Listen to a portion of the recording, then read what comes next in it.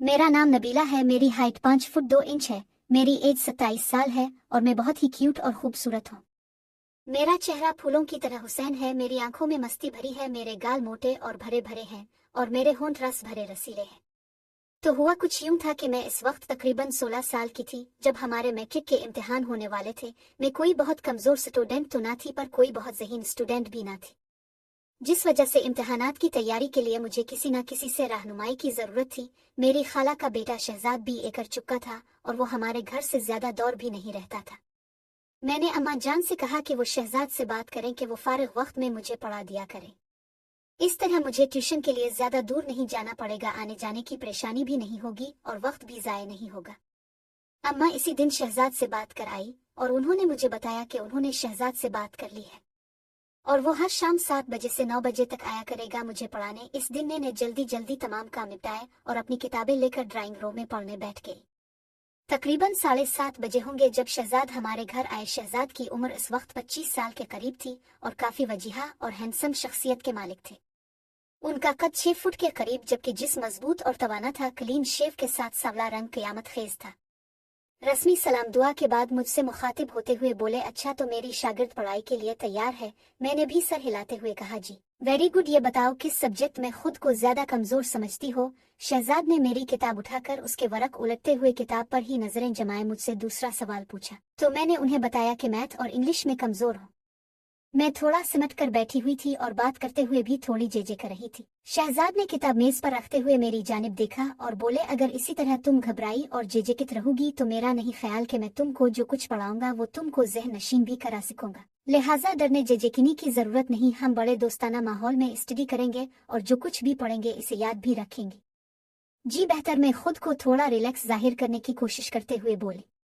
इस दिन पढ़ाई तो कोई खास न हुई, अलबत्ता शहजाद ने अपनी बातों और चुटकुलों की मदद से मेरी जेजेका दूर कर दी। मैं अब काफी रिलैक्स भी थी। यही वजह थी कि मैं शहजाद के चुटकुलों का जवाब भी चुटकुलों की सूरत ही दे रही थी। मेरा चंचलपन बेदार हो चुका था। शहजाद ने थोड़ी सी मैथ की मशक कराई और इंग्लिश से शुरू करने का कहकर घर के लिए उठे। अम्मा ने उन्हें रोक लिया कि चाय तो पीते जाएं। शहजाद भी चाय के लिए बैठ गए। चाय और थोड़ी गुपशप के बाद शहजाद कल शाम 7 बजे आने का कहकर घर चले गए। तकरीबन 2 हफ्तों तक मामलात ऐसे ही चलते रहे। वो वक्त के खासे पाबंद थे, वक्त पर आते और अपना काम वक्त पर खत्म करके चले जाते। उनकी शख्सियत जाजिब नजर तो थी ही, उनके पढ़ाने और समझाने का अंदाज भी खूब था।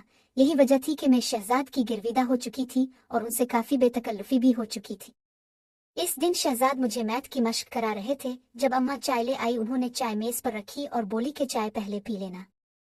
ये कहकर वो वापस किचन में चली गई। मशक खत्म हुई तो मैंने चाय की प्याली उठाकर शहजाद को देना चाही तो पता नहीं क्या हुआ कि मेरा हाथ कांप गया और सारी की सारी चाय शहजाद के ऊपर गिर गई, जिससे उनकी पतलून और शर्ट भीग गई। मेरे तो ओसान खता हो गए। दौड़ती हुई गई और तौलिया उठा लाई। मैं बार बार शहजाद को सॉरी बोल रही थी और साथ ही साथ उनकी शर्ट को तौलिए से खुश्क करने की कोशिश कर रही थी। अब जले तो नहीं, मैंने मुसलसल तौलिया रगड़ते हुए पूछा। चाय से तो नहीं जला, लेकिन अब तुम जरूर जला डालोगी। मैं उनके इस जुमले को बिल्कुल भी ना समझी और इसी तरह तौलिया से उनकी शर्ट को खुश्क करने में लगी रही। मैं शायद कुछ देर और इसी तरह तौलिए से उन्हें खुश्क करने में लगी रहती पर शहजाद ने मुझे रोक दिया और मुझे दोनों कंधों से उठाकर खड़ा करते हुए बोले, बस करो बबली। घर में मुझे सब इसी नाम से पुकारते थे। Everything is fine. तुम खामखा परेशान हो रही हो। लेकिन मैं खुद में बहुत शर्मिंदा थी, इसीलिए जब मैंने उन्हें इस शफकत से पेश आते देखा तो मेरी आंखों से आंसू निकल आए। उन्होंने जब मुझे यूं रोते देखा तो अपनी बाहों में भरते हुए मुझे सीने से लगा लिया और माथे पर बोसा देते हुए बोला, अरे पगली रोती क्यों हो? तुमने जानबूझकर चाय थोड़ी गिराई है, ये तो हादसाती ऐसे हुआ। उनके ढारस बंधाने पर मुझे हौसला हुआ और मैंने आंसू पोंछते हुए कहा, जानती हूँ कि हादसा हुआ है, लेकिन हादसात भी तो किसी न किसी गलती का ही नतीजा होते हैं और इस हादसे की गलती की मैं ही जिम्मेदार हूँ। शहजाद भी शायद माहौल को खुशगवार बनाना चाहते थे, इसलिए बोला, बबली मैं तुम्हें इजाजत देता हूँ कि तुम ऐसे हादसात रोज किया करो। वो हंस रहे थे और उनकी ये मानवी हंसी मेरी समझ से बाहर थी। मैं भी उन्हें हंसते देखकर मुस्कुरा दी। शहजाद ने कहा, चलो वापस वहीं से शुरू करते हैं जहां पर हादसा हुआ था। ये कहते हुए उन्होंने मुझे अपनी बाहों के घेरे से आजाद कर दिया। मैंने वापस अपनी कुर्सी पर बैठकर किताब खोलना चाहा तो शहजाद ने कहा, आज का काम खत्म कल देखेंगे, मैं चलता हूँ क्योंकि इस हालत में मैं तुम्हें कुछ नहीं पढ़ा पाऊंगा। शहजाद अपनी किस हालत के बारे में कह रहे थे मुझे कुछ पता न चला। मैं तो इस दिन जब मैं बेड पर थी तो ये वाकया बार बार मेरे दिमाग में घूम रहा था। और ये सब इस वक्त तो मेरे लिए बेमानी थे, लेकिन अब उन वाकयात को सोचना अच्छा लग रहा था और मुझे पता ही न चला कि कब नींद ने आ लिया और मैं नींद की गहरी वादी में गौते खाने लगी।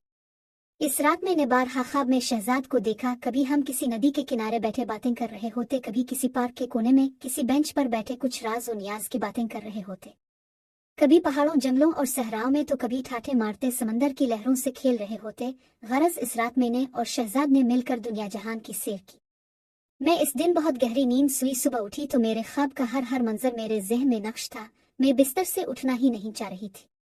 मैं उन ख्वाबों की दुनिया से निकलना ही नहीं चाह रही थी। मुझे इल्म नहीं कि ऐसा क्यों था, पर जो भी था बहुत पुरलुत्फ था।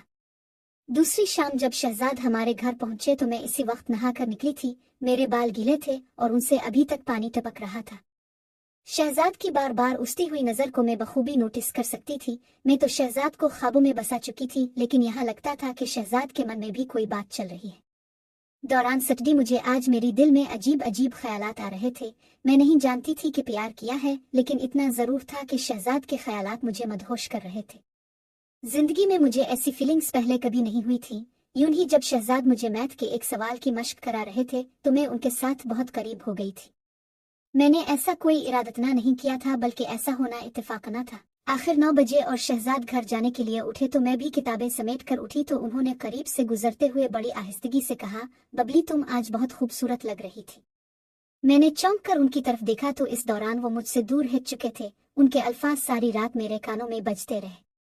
शायद ख्वातीन के मुताल्लिक सच कहा जाता है कि वो बहुत खुद पसंद होती हैं, इसीलिए उनकी तारीफ की जाए तो फूले नहीं समाती। अगले दिन भी शहजाद वक्त पर ही आ गए। अभी हमने सटडी स्टॉर्टी की थी कि बिजली चली गई। मैं उठी कि मोमबत्ती जला कर ले आओ, तो शहजाद ने मेरा हाथ पकड़ लिया और बोले, हमने कौन सा मोतियों से माला परोहनी है, ऐसे ही बैठ के बातें करते हैं, थोड़ी ही देर में बिजली तो आ ही जाएगी। तो मैं भी उधर ही बैठ गई और हम इधर उधर की बातें करने लगे। शहजाद ने मेरा हाथ ऐसे ही पकड़े रखा था, लेकिन मुझे अजीब लग रहा था। अगरचे शहजाद की मोहब्बत मुझ पर हावी हो चुकी थी और उनकी पर असर शख्सियत ने मुझ पर जादू सा कर दिया था, लेकिन मैं फौरी तवक्को नहीं कर रही थी। कमरे में इस वक्त चूंकि अंधेरा था और हम एक दूसरे के चेहरों के तासुरात नहीं देख पा रहे थे। हकीकत कहूँ तो मुझे उनके हाथ अपने हाथ पर बहुत मजा दे रहा था, लेकिन कोई अंदरूनी खौफ था जो रोक रहा था। लेकिन अगर शहजाद की जगह कोई भी और होता तो मैं यकीन से कह सकती हूँ कि मैं इसका मुंह नोच लेती। लेकिन शहजाद के लिए तो मैं पहले से ही सब कुछ हारी हुई थी, लेकिन फिर भी मैं ये सब कुछ नहीं चाह रही थी जो हो रहा था। मुझे अजीब लगने लगा था, इसीलिए मैंने शहजाद के हाथ को छोड़ा और टॉयलेट जाने के बहाने वहां से उठ गई। लेकिन मैं जैसे ही उठकर कदम बढ़ाने वाली थी, पता नहीं मुझे क्या हुआ, मैं डगमगा गई। इसी लम्हे शहजाद ने हाथ बढ़ाकर मुझे सहारा दिया तो मैं गिरने से बच गई। मैं बहुत नर्वस हो गई थी शायद। मैं जल्दी से टॉयलेट की तरफ भागी। मुझे कुछ हाजत तो ना थी, अलबत्ता ठंडे पानी से मुंह पर छींटे मारे तो गर्मी का एहसास कुछ कम हुआ। मैं अभी टॉयलेट में ही थी कि बिजली आ गई। मैं वापस ड्राइंग रूम में आई तो शहजाद वहां मौजूद नहीं थे। मुझे परेशानी हुई कि ऐसा किया कि वो बताए बगैर ही चले गए। इसी वक्त अम्मा ड्राइंग रूम में आई तो उन्होंने बताया कि शहजाद कह रहा था कि इसके सर में दर्द हो रहा है और बिजली भी नहीं है, इसलिए वो घर जा रहा है। मैंने भी किताबें समेटे और अपने बेडरूम में चली आई। मेरी सोच का महवर बस शहजाद ही थे। इस रात भी मैं उन्हीं सोचों में गर्क सो गई। सुबह उठी तो शहजाद की याद में सारा दिन मसरूर होती रही। शाम होने से पहले ही मैं शाम का बेचैनी से इंतजार करने लगी।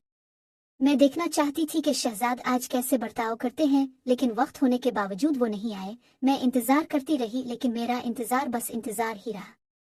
वो 8 बजे तक नहीं आए तो मैंने अम्मा से कहा कि खैर हो शहजाद, पता नहीं आज क्यों नहीं आए। अम्मा ने कहा कोई और काम पड़ गया होगा इसलिए नहीं आ सका होगा। मैंने कहा नहीं अम्मा, कल जब वो गए थे तो उनकी तबीयत ठीक नहीं थी, क्या पता वो अभी तक ठीक ना हुए हों। अब खाला को फोन करके उनका पता तो कराएं। अम्मा को भी जैसे कुछ याद आया तो उन्होंने खाला को फोन लगाया। तब खाला ने बताया कि शहजाद तो कल से सख्त बुखार में तप रहा है। मुझे इल्म हुआ तो सख्त बेचैनी हुई। दिल चाहा कि अभी जाऊं और उसका बुखार खुद पे ले लूं, लेकिन मैं इस वक्त क्या कर सकती थी। सुबह में अम्मा को साथ लेकर उनका पत्ता लेने खाला के घर गए तो देखा शहजाद वाकई बुखार की वजह से बिस्तर में पड़े थे। थोड़ी सी रस्मी बातचीत के बाद मैं इधर ही बैठ गई। खाला और अम्मा भी साथ बैठी अपनी बातों में मसरूफ हो गई। शहजाद ने एक बारगी हमारी तरफ देखा, फिर उन्होंने अपनी आंखें मूंद ली। हम खाला और अम्मा की मौजूदगी में कोई बात नहीं कर सकते थे, इसलिए हम खामोश बैठे थे जबकि खाला और अम्मा बातें कर रहे थे। बातों बातों में खाला ने बताया कि उनकी सहेली की बेटी की शादी थी जहां उनका जाना बहुत जरूरी था, लेकिन नहीं जा सकती। अम्मा पूछ रही थी क्यों नहीं जा सकती हो, तो खाला बोली, जिसके साथ जाना था वो तो बिस्तर पर पड़ा है और आपके भाई साहब खालू भी ऑफिस से छुट्टी नहीं ले सके कि उनके साथ चली जाती। अम्मा चूंकि खाला की सहेली को जानती थी और उन्हें पता था कि वो किधर रहती हैं, इसलिए खाला से बोली, तुम्हारी सहेली कौन सा दूसरे शहर में रहती है, टैक्सी पकड़ो और 2-3 घंटे में वापस आ जाओगी। मैंने ये सुना तो मेरे दिमाग में आइडिया आया कि अगर अम्मा और खाला शादी पर चली जाएं तो मुझे शहजाद से अकेले में बात करने का मौका मिल जाएगा। यही सोचकर मैंने भी अम्मा की ताईद में कहा, खाला अगर आपकी सहेली इसी शहर में रहती हैं तो तब आप जरूर हो आएं, शहजाद की फिक्र न करें, 2-3 घंटों तक हम उनकी तीमारदारी कर लेंगे। खाला और अम्मा दोनों को मैंने शादी में जाने पर आमादा कर लिया, अगरचे अम्मा जाना नहीं चाहती थी। उन दोनों के जाने के बाद में और शहजाद अब घर में अकेले थे। कोई 15 मिनट तक हमें कोई बात ना हुई। शहजाद वैसे ही आंखें मूंदे लेटे रहे। शायद वो मेरा इंतजार कर रहे थे कि मैं कोई बात शुरू करूंगी, लेकिन मैं तजब्जुब में रही कि बात शुरू कैसे करूं और कौन सी बात करूं।